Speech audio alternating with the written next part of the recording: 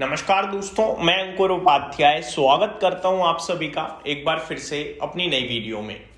दोस्तों यहाँ पे आप सभी के साथ एक बार फिर से बात करने वाला हूं सोना चांदी के बारे में। देखो, सोना चांदी को लेकर ना कंफ्यूजन बहुत ज्यादा है इन्वेस्टर्स को। निवेशकों को लग रहा है कि यार बहुत ज्यादा रैली बन चुकी है, अब दूर हो जाओ तो ज्यादा अच्छा है, क्योंकि फोमो बन रहा है। अब रिटेल निवेशक का फेवरेट हो चुका है चांदी, सब लोग खरीद रहे हैं। और एक स्मार्ट इन्वेस्टर यही कहता है कि जब रिटेल ज्यादा किसी भी चीज को प्रेफर करने लगे तो उससे दूरी बना लो। दूरी बना के दूर हो जाओगे तो फायदे में रहोगे, क्योंकि फिर क्या है, स्मार्ट मनी रिटेल को महंगे दाम पे सौदा चिपका देती है। बट दोस्तों ये ना कोई स्टॉक नहीं है, ये है कमोडिटी, ये है चांदी। ठीक है, यार रिटेल का और ज्यादा एग्रेसिव होना, बाइंग करना कुछ गलत नहीं है इसमें। ये केवल इंडिया में थोड़ी ट्रेड हो रहा है, ये अक्रॉस ग्लोबल ट्रेड हो रहा है। ऐसा थोड़ी है इंडिया का रिटेल बेवकूफ है या इंडिया के रिटेल को हम लोग गलत समझते हैं, अब उसे पसंद आ रहा है तो यानी टॉप बनने वाला है। इंडिया थोड़ी ट्रेड कर रहा है चांदी या गोल्ड में, पूरी दुनिया ट्रेड कर रही है। खुद अमेरिका के पास हाईएस्ट लेवल पे रिजर्व्स रखे हैं सोने के। चांदी को लेकर चाइना ने एक्सपोर्ट पे प्रतिबंध लगा दिए हैं, अब केवल गवर्नमेंट ओन्ड एंटिटीज ही सिल्वर परचेज कर सकती हैं चाइना से। एक्चुअली में जो प्रॉब्लम है वो समझने की कोशिश करो। प्रॉब्लम एलोन मस्क साहब कह रहे हैं कि चांदी का प्राइस प्रॉब्लम नहीं है, चांदी की अवेलेबिलिटी प्रॉब्लम है। क्योंकि चांदी सबसे ज्यादा गुड कंडक्टर है सोलर पैनल्स में, इलेक्ट्रिक व्हीकल्स में, ड्रोन्स जैसी चीजों में। अब सवाल ये उठता है कि क्या चांदी का ऑल्टरनेटिव है? मैं काफी बार कहता हूं कि कॉपर पे ध्यान देंगे बहुत सारे लोग। आप कॉपर पे ध्यान दे सकते हो, लेकिन कॉपर पहली बात चांदी जितना गुड कंडक्टर नहीं है, और दूसरी बात कुछ तो ऐसी चीजें हैं इंडस्ट्री में जो चांदी ही केवल एक्सेप्ट करेंगी, ऑल्टरनेटिव है ही नहीं।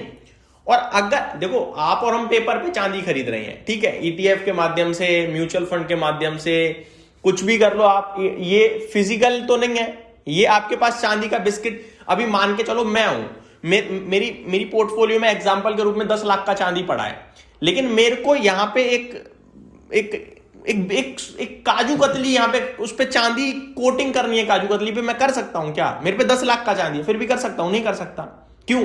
क्योंकि मेरे पे फिजिकल चांदी नहीं है।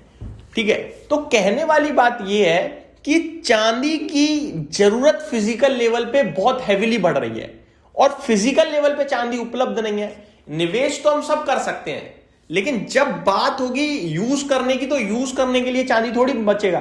तो फिर वो किस सिचुएशन में जा रहा है, वो सिचुएशन कैसे सॉल्व होगी, ये समझने वाली बात है। नो डाउट माइनिंग लगातार हो रही है, बढ़ रही है, उपलब्धि नहीं है तो क्या करा जाए। ऑलरेडी कॉमेक्स पे बहुत हैवीली चांदी के रिजर्व्स टूट चुके हैं। ठीक है, तो कहने वाली बात यह है, लंदन एक्सचेंजेस पे भी चांदी के रिजर्व्स नहीं बच रहे हैं, अब बहुत शॉर्ट टाइम के लिए रिजर्व्स बचे हैं। तो कहने वाली बात यह है कि प्रॉब्लम है अवेलेबिलिटी, प्राइस तो प्रॉब्लम ही नहीं है। तो आप ये तय ही नहीं कर सकते 3 लाख का चांदी महंगा है, 4 का महंगा है, 5 का महंगा है। प्रॉब्लम है अवेलेबिलिटी। जब अवेलेबिलिटी नहीं रहेगी तो प्राइस फिर, और फिजिकल लेवल पे चांदी थोड़ी है, फिर तो आप क्रैश कर दो चांदी को, तो कुछ भी हो सकता है भाई साहब। कहने वाली बात ये है।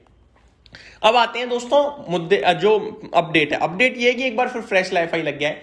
ये जो मैंने आपके साथ 4 मिनट अभी चीजें डिस्कस करी, ये आपकी समझाने के लिए था कि एक्चुअली में चांदी फिजिकल लेवल पे उपलब्ध नहीं है, और फिजिकल लेवल पे उपलब्ध नहीं होगा जब इंडस्ट्री के लिए, तो फिर इंडस्ट्री तड़पेगी। और तड़पने में क्या होता है, या तो ऑल्टरनेटिव बनता है, क्योंकि आवश्यकता ही आविष्कार है।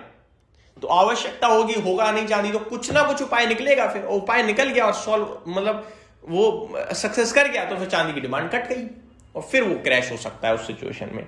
लेकिन उससे पहले तो कितना भागेगा राम जाने, है ना। तो जब तक भाग रहा है भाई साहब, और ऐसा नहीं है कि खत्म होने वाला है, ये कमोडिटी है, ये बहुत नेसेसरी है। अब बात करें दोस्तों अगर चांदी और गोल्ड के प्राइसेस की, तो अपना भारतीय बाजार तो आज रिपब्लिक डे के चलते बंद है, लेकिन अमेरिका तो खुल रहा है। कॉमेक्स पे तो सिल्वर और गोल्ड ट्रेड हो रहा है, और फ्रेश लाइफ आई लग रहा है भाई साहब। एक बार फिर से मैं आपके साथ डिस्कस करना चाहूंगा। सबसे पहले नेचुरल गैस, ये क्या कर रहा है पता ही नहीं चल रहा।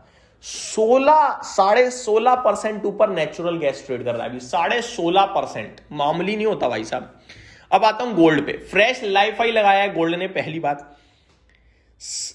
लगभग 2% से ज्यादा गोल्ड में तेजी देखने को मिल रही है और गोल्ड का भाव हो गया है $5,085 प्रति आउंस। ये 5,000 के ऊपर आज ही निकला है और 5,085 भी हो गया। ठीक है जी, 5,200 5,400 की मैंने आपके साथ वीकेंड पे बात करी थी और मैंने ये भी कहा था कि ट्यूसडे बड़ी रैली बनेगी।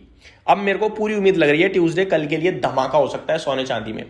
चांदी $6.25 की तेजी दे रहा है आज और $108 प्रति आउंस हो गया है। $96 पे $108 प्रति आउंस के टारगेट जो एनालिस्ट ने शेयर करे थे वो मैंने आपके साथ डिस्कस करे थे, वो अचीव हो गए आज। हालात कुछ ऐसे हैं दोस्तों कि आप चांदी में अगर बाजार बंद कर दो और एक हफ्ते बाद खोलो तो वो तेजी रेगुलर बेसिस पे हो रही है, उसमें बंद मार्केट में अचानक बड़ी तेजी मिलेगी और रोज खोलोगे तो धीरे धीरे बढ़ेगा। ये गिर नहीं रहा है, ये बढ़ता ही चला जा रहा है। जो डर लग रहा है ना लोगों को कि यार बहुत बढ़ गया बहुत बढ़ गया, वही सिर्फ बेच पा रहे हैं, बाकी कोई नहीं बेच पा रहा। सब लेने को उत्सुक बैठे हैं, कोई बेचने को तैयार नहीं है। तो फोमो तो क्लियर कट है, लेकिन प्रॉब्लम है डिमांड की, और ये डिमांड की प्रॉब्लम या तो कुछ आविष्कार कर देगा, यानी कि या तो चांदी की ऑल्टरनेटिव ढूंढ देगा, या फिर ये प्रॉब्लम चांदी का भाव और रॉकेट करवा देगा। ये मेरी तरफ से अपडेट थी, उम्मीद करता हूं डिटेल्स पसंद आई होंगी। Thank you so much for watching this video, have a great day guys.